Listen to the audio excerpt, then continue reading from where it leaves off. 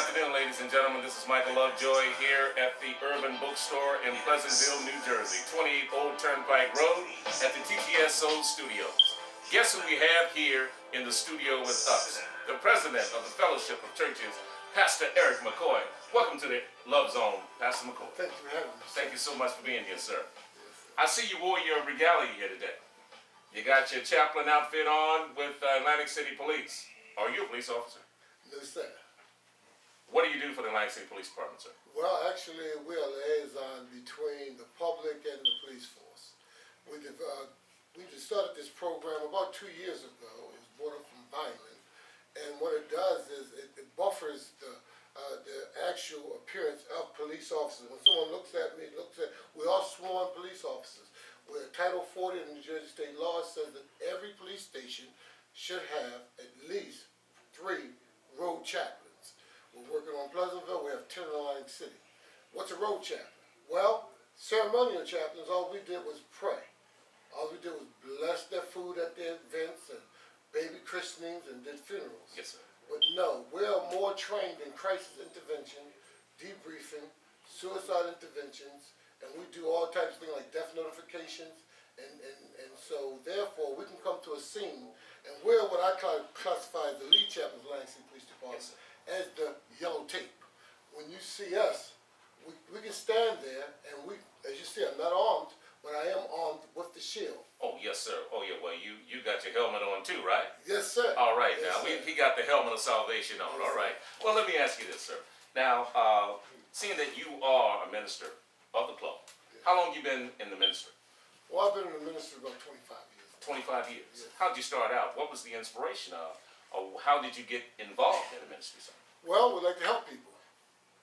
That's the basic of any minister. Minister means to serve. Yes, sir. And once you're serving God and then serving God's people. We're all God's people.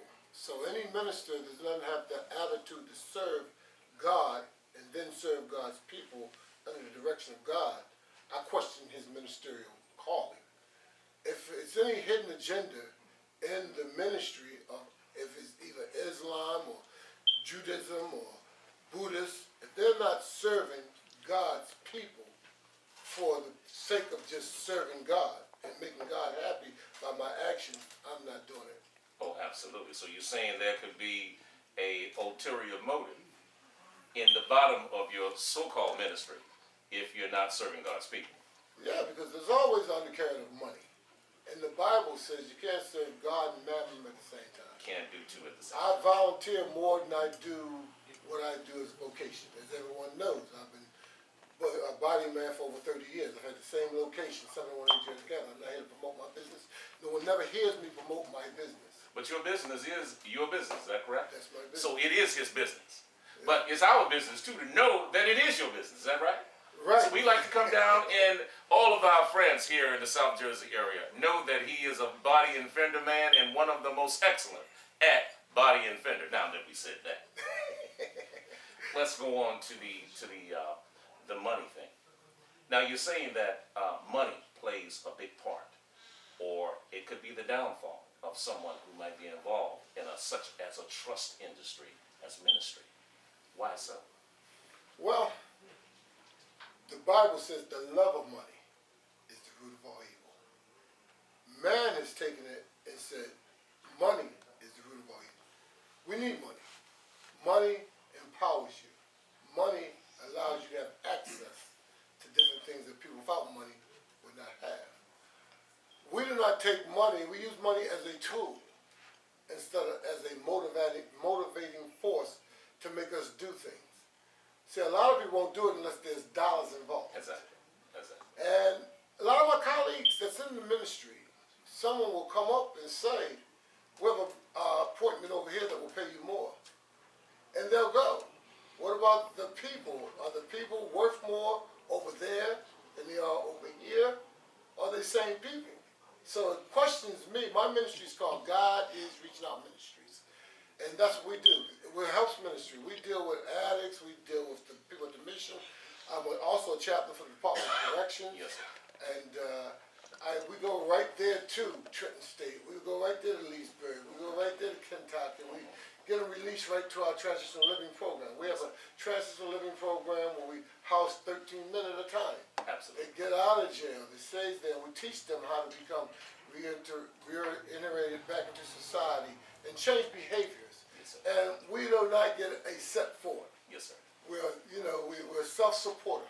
So you're saying that the community at large supports that particular arm of your ministry and helping you to help ex-prisoners re-enter society, to gain new skills, perhaps a new mindset, to be able to overcome some of the impediments that may have caused them an issue or problem in the past to overcome.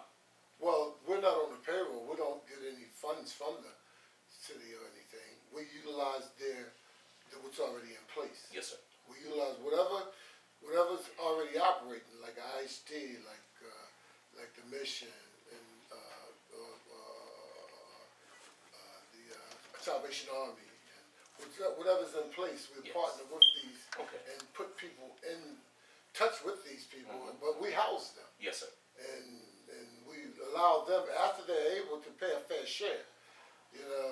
Bible says if you don't work, you don't eat. That's right. The worst thing to do to a man is to pay him for doing nothing. That's right. I was in Africa and I had a translator, and they couldn't find a word for check because they couldn't understand it. A person spent their check and then the rest of the month they have any money. They couldn't understand. What did he get a check for? Right. I said, for nothing. Oh, these brothers almost fell out. I found out that you come to America and get a check for doing nothing.